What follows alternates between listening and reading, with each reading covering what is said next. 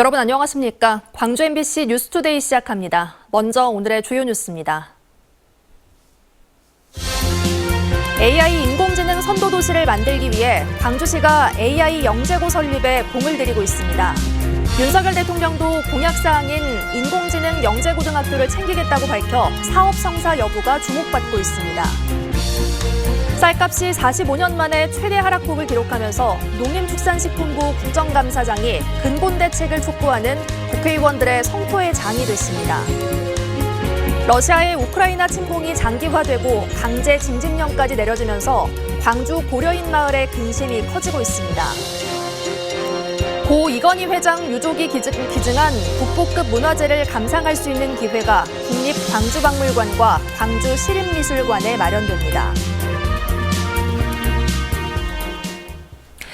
AI 인공지능 선도도시를 위해 광주시가 인공지능 영재고등학교 설립에 뛰어들었습니다.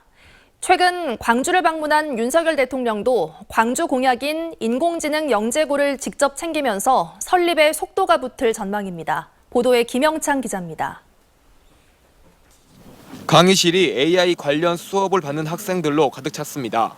학생들은 강사 지도에 따라 AI 활용 방법에 대한 기초부터 실습 과정까지 다양한 교육 수업을 받고 있습니다. 지난 2020년 문을 연 광주 AI 사관학교는 300명 넘게 졸업했으며 이 중 절반 가까이 AI와 관련된 기업에 취업을 했습니다.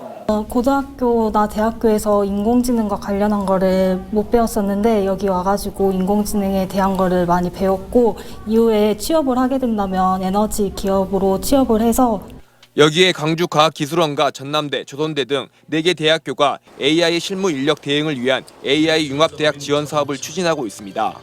그러나 광주시는 AI 전문 고등과정은 활발히 운영되고 있지만 초중등 과정은 턱없이 부족하다고 판단했습니다. 이 같은 문제를 해결하기 위해 광주시가 AI 영재고 설립에 뛰어들었습니다. 영재고 설립은 윤석열 대통령의 대선 당시 지역 공약으로 광주시는 지난달 열린 비상경제민생회의에서 정부 측에 건의했고 민주당과 진행한 예산정책협의회에서도 설립의 당위성을 설명했습니다. AI 영재고와 같은 중등 고등학교의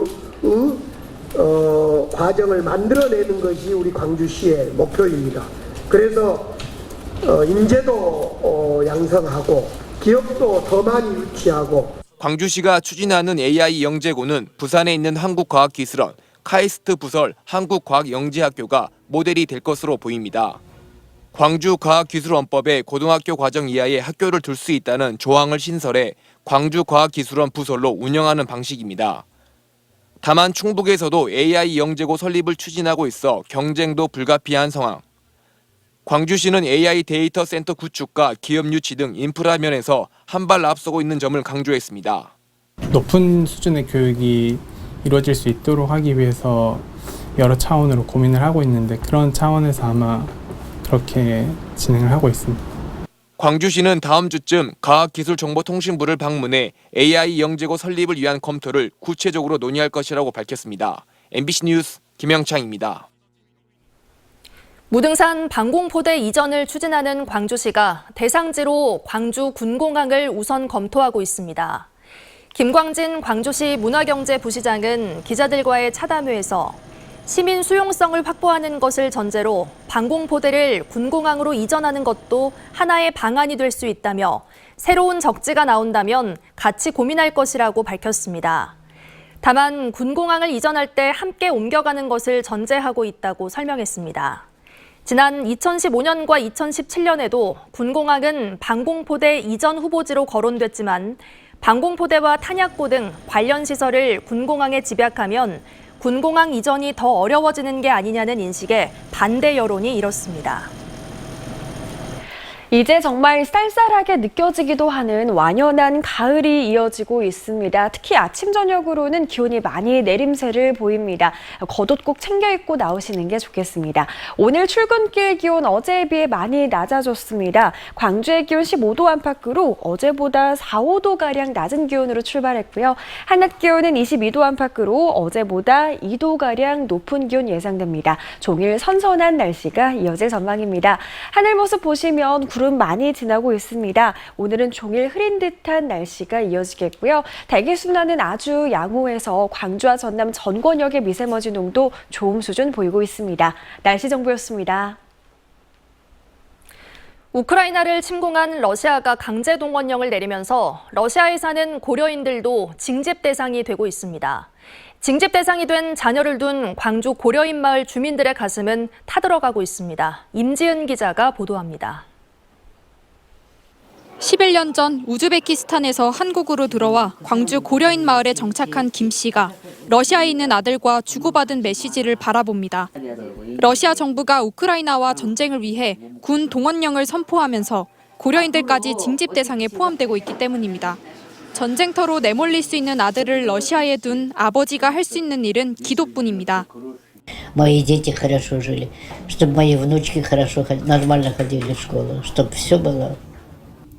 러시아가 선포한 동원령에 고려인이 징집되면 이미 우크라이나 군으로 참전한 고려인들과는 동포끼리 서로 총을 겨눠야 하는 상황입니다. 광주 고려인 마을의 지원을 받아 올해까지 400명이 넘는 동포들이 한국으로 들어올 예정인데 가족과 친구들이 점차 군에 동원되고 있어 입국에 어려움을 겪고 있다고 고려인들은 말합니다. 지금 이렇게 전쟁에도 이렇게 같이 나와야 돼요. 우리 고려인들이 친척들도 많고 그리고 친구들이 많아요. 그쪽에서 걱정되고 있어요, 다. 고려인 마을은 지난 8개월 동안 700여 명의 고려인들이 입국할 수 있도록 도왔는데 입국 대기자가 늘고 있는 상황이어서 항공권 구매 비용 등 외부 지원이 더욱 절실해졌습니다. 당장 그쪽에서 전쟁난다는데 거기를 못 돌봐주겠단 말은 우리가 하기 너무 어려워요. 왜 그런가 하면 똑같으니까 우리는 한민족이니까. 한편 러시아의 우크라이나 침공이 장기화되고 징집 대상도 늘어나면서 광주 고려인 마을의 근심은 커지고 있습니다. MBC 뉴스 임지은입니다. 더불어민주당 광주시당이 윤석열 정권의 오만과 독선을 국민들은 좌시하지 않을 거라며 윤 대통령을 규탄하고 나섰습니다. 더불어민주당 광주시당은 윤 정부 출범 이후 대한민국 외교는 국제적인 신뢰를 잃어가고 있고 외교 대참사가 경제 참사로 이어지고 있다며 국민은 우려를 넘어 두려움을 느끼고 있다고 말했습니다. 또 감사원을 통해 문재인 전 대통령에 대한 부당한 조사를 개시한 것은 저열한 정치 탄압 이상도 이하도 아니라고 비판했습니다. 한편 민주당 광주시당은 어제 오후 상무위원회를 열고 고문단과 상설위원장 등을 임명하는 등 본격적인 활동을 시작했습니다. 지역화폐 부정유통 행위가 광주 전남에서 574건 적발됐습니다. 조은희 국민의힘 국회의원이 행정안전부로부터 받은 국정감사 자료에 따르면 지난해부터 올해 상반기까지 지역화폐 부정유통 사례가 광주 5건, 전남 569건 단속됐습니다. 유형별로는 불법 환전 등이 370건으로 전체 64.5%를 차지했고 이 가운데 대부분은 계도 조치됐습니다. 전남의 장애인 보호구역 설치율이 1%에 그치고 있습니다. 정의당 강은미 의원실의 국정감사 자료를 보면 전남은 183개의 장애인 복지시설 가운데 3곳만 장애인 보호구역이 설치돼 있어 설치율이 1.64%에 그쳤습니다. 장애인 보호구역은 자치단체에서 지정하고 통행속도 제한과 주정차 금지 등의 조치가 내려집니다.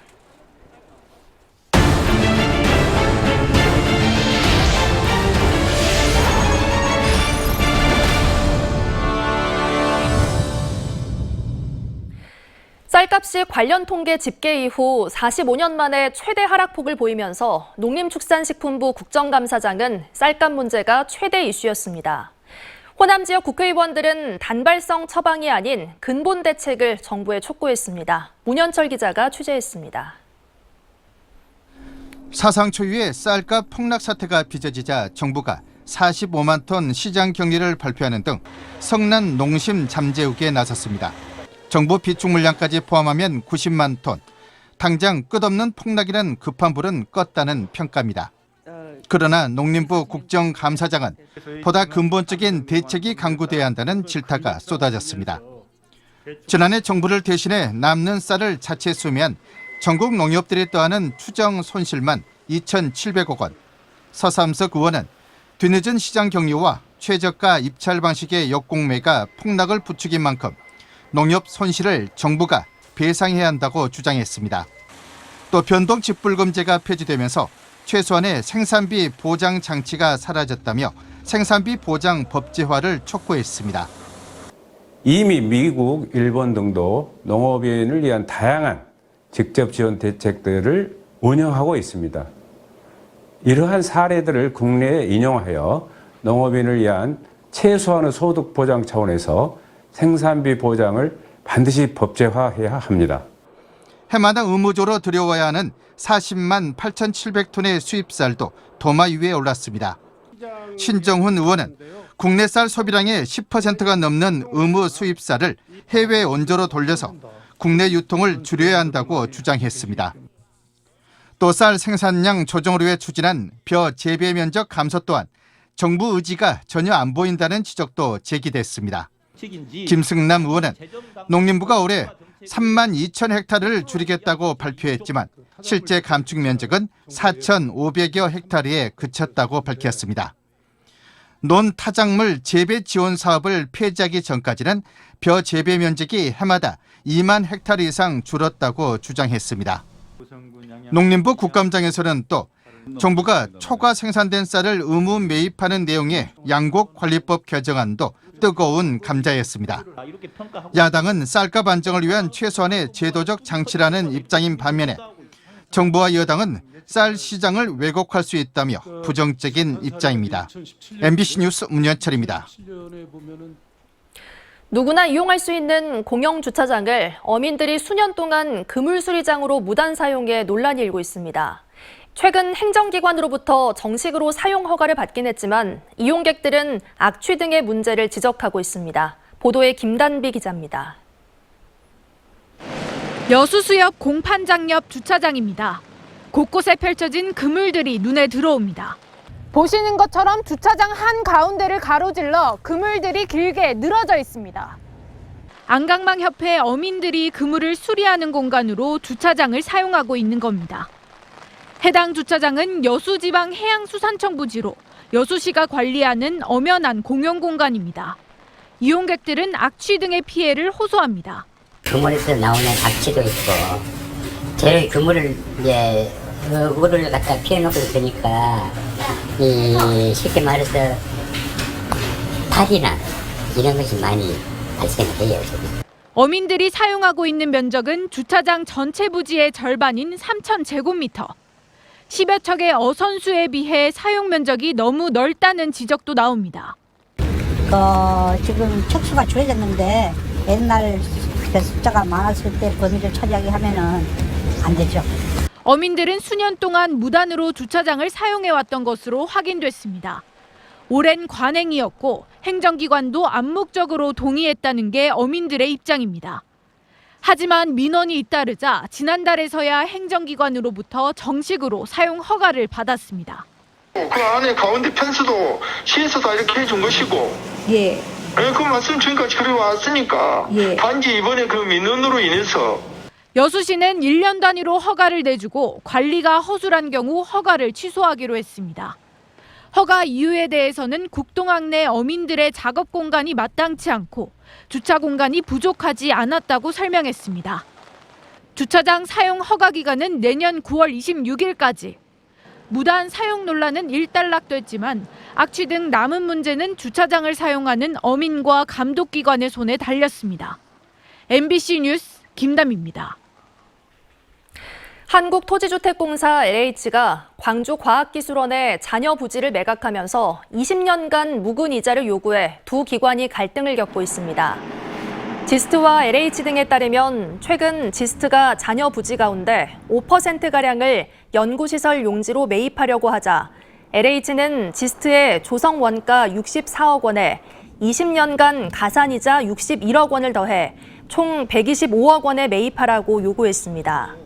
지스트는 이곳을 차세대 인공지능 광반도체 첨단공정 산업부지로 계획하고 있습니다. 이에 대해 LH는 관련법에 따라 이자를 요구했다는 입장이지만 조우섭 의원은 정부 산하 공기업인 LH가 땅 장사에 묵은 이자까지 챙기려고 목리를 부리고 있다고 비판했습니다. 안전성 문제로 완공 후에도 운영되지 못하고 있는 지산 IC의 위험도 용역 우선 협상 대상자가 확정됐습니다. 광주시에 따르면 지난달 27일 지산 IC 진출로의 교통사고 예측 등을 평가하는 용역사로 A대학 연구팀이 우선 협상 대상자로 확정됐습니다. 해당 연구팀은 앞으로 5개월 동안 지산 IC 위험도 평가를 진행할 예정이고 광주시는 사고 발생 위험성에 대한 객관적인 지표가 확보되면 내부 검토 등을 거쳐 지산 IC 관련 최종 의사결정을 할 것으로 예상되고 있습니다. 광주시가 내일이 빛나는 기회도시 광주 실현을 위해 공약평가 시민배심원단 50명을 위촉하고 1차 회의를 열었습니다. 전화 면접 등을 거쳐 선정된 시민배심원은 앞으로 2차례 회의를 더 개최하고 민선 8기 공약 실천 계획에 대한 권고안을 마련해 광주시에 전달할 계획입니다. 시민배심원단은 시민들이 민선 8기 공약 실천 계획의 수립과 이행 등 모든 과정에 직접 참여해 조정이 필요한 사안에 대해 의견을 제시하고 합의를 끌어내는 제도입니다.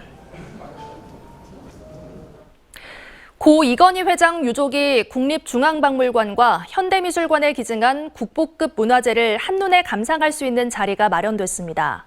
지역에선 처음으로 열리는 전시인데요. 회화와 도자, 불교 공예품에서 근현대 미술 작품까지 한국 미술의 흐름과 진수를 살펴볼 수 있습니다. 한신구 기자가 보도합니다. 겸재정선의 인왕재색도, 고려청자에서 분청사기, 그리고 이조백자, 단원 김홍도와 해원 신윤복의 풍소가까지 고 이건희 회장이 기증한 국보급 문화재 등 170여 건, 271점을 선보이는 국립광주박물관의 어느 수집가의 초대. 수집가의 취향과 안목으로 구분된 전시는 특히 전통 회화에서 도자, 그리고 불교 공예품까지 다채롭고 수준 높은 작품들을 통해서 전통 미술의 진수를 느낄 수 있습니다. 첫 지역 나들이인 이번 특별전에서 수집가가 그러하였듯이 마음의 기쁨과 정신의 조화를 느낄 수 있는 기회가 되기를 바랍니다. 특히 작품 보호를 위해서 진경산수와의 정수로 꼽히는 겸재정선의 인왕재색도는 이번 달 말까지, 그리고 김홍도의 마지막 작품인 추성부도는 12월 말부터 4주 동안만 전시됩니다. 이제 70살에 노인이 된 이제 완연한 필치의 아주 그 경지에 이르는 정선의 필력을 볼 수 있고, 고 이건희 회장 유족이 기증한 근현대 거장들의 작품을 만나보려면 광주 시립미술관을 찾으면 됩니다. 이중섭과 박수근, 김환기를 비롯해서 45명의 작가 93점으로 구성됐는데 서양화 도입으로 변화된 한국 미술계는 물론 한국화의 다양한 변화와 혁신의 작품들이 전시되고 있습니다. 관객들은 지역에선 보기 힘들었던 거장들의 화법과 섬세한 필지 등 작품 세계에 흠뻑 빠져듭니다. 그 아우라가 엄청난다라고 느껴지고요. 그리고 이런 기회가 흔치 않기 때문에 앞으로의 이런 삶의 경험에 엄청나게 큰 도움이 될 것 같습니다. 한국 미술의 흐름과 진수를 살펴보는 특별한 전시가 시공간을 초월해서 관람객들에게 색다른 즐거움을 선사하고 있습니다. MBC 뉴스 한신구입니다. 광주은행과 광주서구청이 코로나19와 금리 인상 등으로 어려움을 겪는 소상공인을 위해 특례보증 대출을 지원하기로 했습니다. 광주은행은 지역 소상공인의 경영 애로를 해소하기 위해 업체당 0.3%포인트의 우대금리를 적용하고 광주서구청은 대출 이후 1년 동안 4%의 이자 차익을 보전해주기로 했습니다. 광주은행은 지난 2018년부터 시도 신용보증재단에 129억 원을 출연했고 올해 8월 말까지 지역 자영업자와 소상공인에 3만 3천 건, 1조 4,500억 원의 금융 지원을 했습니다. 피부에 닿는 공기가 많이 달라졌죠. 이젠 정말 쌀쌀하게 느껴지기도 하는 완연한 가을이 이어지고 있습니다. 특히 아침, 저녁으로는 겉옷 꼭 챙기셔서 체온 조절 잘 해주시기 바랍니다.